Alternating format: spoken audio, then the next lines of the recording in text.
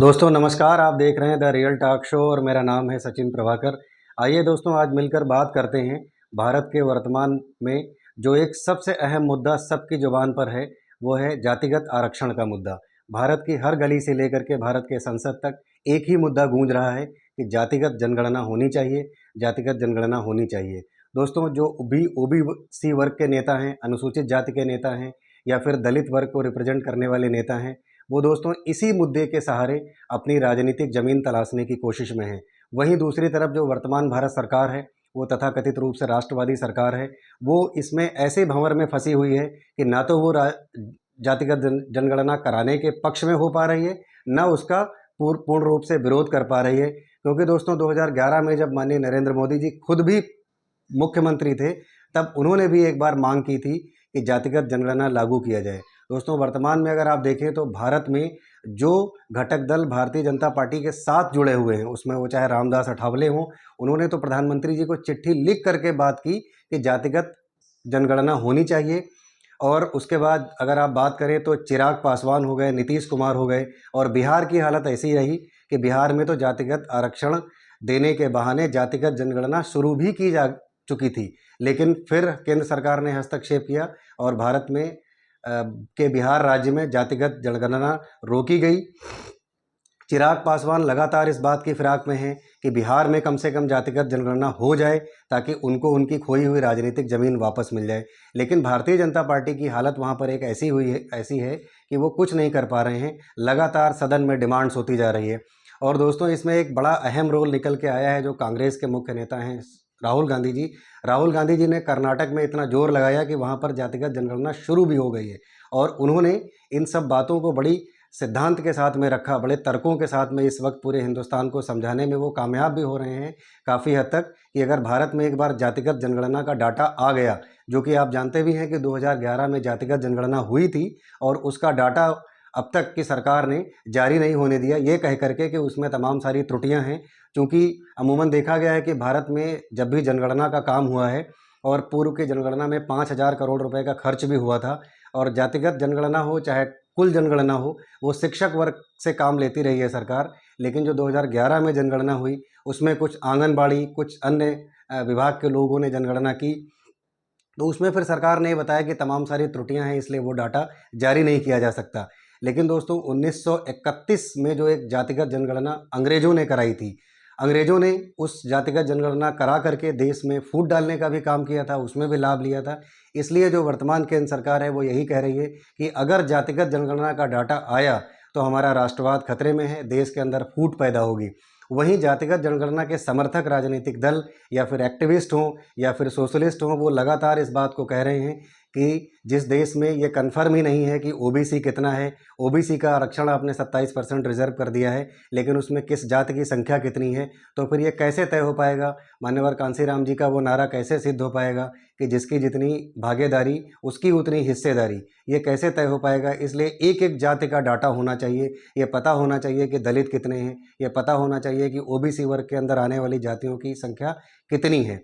ये एक बड़ा अहम मुद्दा है। लेकिन दोस्तों, आम जनमानस को भी इस विषय पर बड़ी गंभीरता से विचार करना होगा कि राजनीतिक लोग तो अपनी राजनीति तलाश करने के मूड में हैं, लेकिन आम जनमानस को, जो लोग न्यूट्रल हैं, जो लोग अच्छे पढ़े लिखे लोग हैं, जो लोग समझदार हैं, उनको ज़रूर से सोचना होगा कि देश हित में क्या ज़रूरी है। क्या वाकई जातिगत जनगणना ज़रूरी है, या सिर्फ किसी भी देश का जो मुख्य अवयव होती है उस देश की आबादी, सिर्फ आबादी भर जान लेने से हमको ये बात पता लग जाता है कि देश की जीडीपी कितनी होनी चाहिए। और चूंकि आबादी ही डिसाइड करती है कि उस देश की ताकत कितनी होगी, उस देश में मैन पावर कितनी होगी, उस देश में इंफ्रास्ट्रक्चरल डेवलपमेंट कितना होना चाहिए, इन सब चीज़ों पर कम से कम देश के संभ्रांत और सामाजिक अच्छे लोगों को तो ज़रूर विचार करना चाहिए। वैसे तो भारतीय संविधान की भी अवधारणा यही है कि भारत में जातिगत जनगणना होनी चाहिए और प्रत्येक जाति का डाटावार मूल रूप सामने आना चाहिए। अगर आप बात करें तो अनुच्छेद 340 और रोहिणी कमीशन भी संविधान की मूल धारणा का पालन करते हुए जातिगत जनगणना के पक्ष में है, लेकिन जिससे सोशल जस्टिस, समाज में बराबरी का हक और संसाधनों पर अधिकार जैसे मूल तत्वों का हनन न हो, ताकि समाज में वैमनस्य न बढ़े, समाज के बीच में खाई न चौड़ी हो, समाज में किसी तरीके की असमानता न पैदा हो। इसके पक्ष और विपक्ष दोनों तरह के कुछ अलग अलग तर्क हैं। अगर दोनों तर्कों पर बात की जाए तो अगर पक्ष की बात की जाए कि जातिगत जनगणना होनी चाहिए, तो उसमें सबसे पहला पॉइंट यही निकल करके आता है कि सामाजिक असमानता दूर होगी। जो लोग इसके पक्ष में हैं वो यही बात कहते हैं कि इससे सामाजिक असमानता दूर होगी, सबको समाज में बराबरी के अवसर प्राप्त होंगे, संसाधनों पर समान वितरण होगा, ताकि संसाधनों पर सबका समान हक होगा। सबको विकसित होने के लिए, शिक्षा प्राप्त करने के लिए, रोजगार प्राप्त करने के लिए, लोन प्राप्त करने के लिए समान वितरण होगा, तब सबको समान सुअवसर प्राप्त होंगे। नीतियों का अथवा योजनाओं का सकारात्मक रूप से अथवा प्रभावी रूप से लागू हो पाना भी संभव हो पाएगा। यही मानना है जो लोग पक्ष में हैं। इसके अलावा भी अगर बात की जाए तो भारतीय समाज की एक व्यापक तस्वीर निकल करके आएगी। हालांकि इस बात से अभी फिलहाल नकारा नहीं जा सकता कि भारत के मूल तत्व में जाति व्यवस्था निहित है, लेकिन फिर भी जो भी जैसी भी व्यवस्था है जाति व्यवस्था, उसका एक मूल रूप हमारे समाज का जो है वो सामने निकल करके आएगा। विपक्ष में अगर तर्क की बात करी जाए तो सबसे पहले यही बात निकल करके आती है कि जाति व्यवस्था की पुष्टि होगी, जिसका बहुत बड़ा नुकसान ये होगा कि समाज में वैमनस्य बढ़ेगा, तथा कथित ऊंच नीच जो जातियां हैं उनके बीच और खाई चौड़ी होगी। वैसे भी बीच में बहुत दूरियां हैं, चुनाव में हो जाती हैं, और समाज में रिश्तेदारी को लेकर के, शादी विवाह को लेकर के जो बहुत सारी समस्याएं हैं उनमें शायद और दुराव पैदा होगा। जातियों को परिभाषित करना बहुत कठिन हो जाएगा। आप सब जानते हैं कि भारत में करीब 62,000 के आसपास जातियां हैं। बहुत मुश्किल होती है जातियों को, उपजातियों को लिखित रूप से परिभाषित कर पाना। समाज के विभाजन में भी वृद्धि होगी।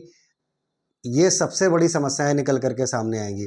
अगर आप राजनेताओं के कॉन्टेस्ट में बात करें तो राजनेताओं को तो सिर्फ यही एक है कि उनकी अपनी राजनीति चमकती रहे, देश का नुकसान हो या देश का फायदा हो, वो लोग किसी न किसी आश्रय अपनी राजनीति साधने की ही कोशिश में जुटे रहते हैं। दोस्तों, जो लोग जातिगत जनगणना के पक्ष में हैं उनके लिए तो दिनकर जी बहुत अच्छी 4 पंक्तियां लिख गए हैं कि मस्तक ऊंचा किए जाति का नाम लिए चलते हो, पर अधर्ममय शोषण के सुख में पलते हो, अधम जातियों से थर थर कांपते तुम्हारे प्राण, छल से मांग लिया करते हो अंगूठे का दान। वहीं पर अगर बात की जाए कि जो लोग इसके मूल रूप से विरोधी हैं, जो बिल्कुल नहीं चाहते हैं कि जातिगत आरक्षण भी हो और जातिगत जनगणना भी हो, उनके लिए दिनकर जी ने बहुत अच्छी 4 पंक्तियां लिखी हैं। जो लोग चाहते हैं कि जातिगत जनगणना ना हो, मूल जानना बड़ा कठिन है नदियों का वीरों का, धनुष छोड़कर और गोत्र क्या होता रणधीरों का, पाते हैं सम्मान तपोबल से भूतल पर शूर, जाति जाति का शोर मचाते केवल कायर क्रूर। लेकिन दोस्तों, एक सभ्य समाज को, एक इंटेलेक्चुअल समाज को, एक पढ़े लिखे समाज को इन सब बातों पर गौर करना होगा कि देश का हित कहाँ पर निहित है, किस निर्णय में देश का हित निहित है, राजनेताओं का क्या है, सरकारों का क्या है। आती जाती रहेंगी, नेता बदलते रहेंगे, आज सांसद बदलते रहेंगे, विधायक बदलते रहेंगे, जनप्रतिनिधि बदलते रहेंगे, लेकिन दोस्तों हमको और आपको इसी समाज में रहना है, अपने बच्चों को शिक्षित करना है। इन सब चीज़ों पर हमारी आपकी जो राय है वो देश हित में, समाज हित में होनी चाहिए। बिल्कुल भी ऐसी नहीं होनी चाहिए कि जहाँ पर सामाजिक बंटवारा हो। बहुत बहुत धन्यवाद।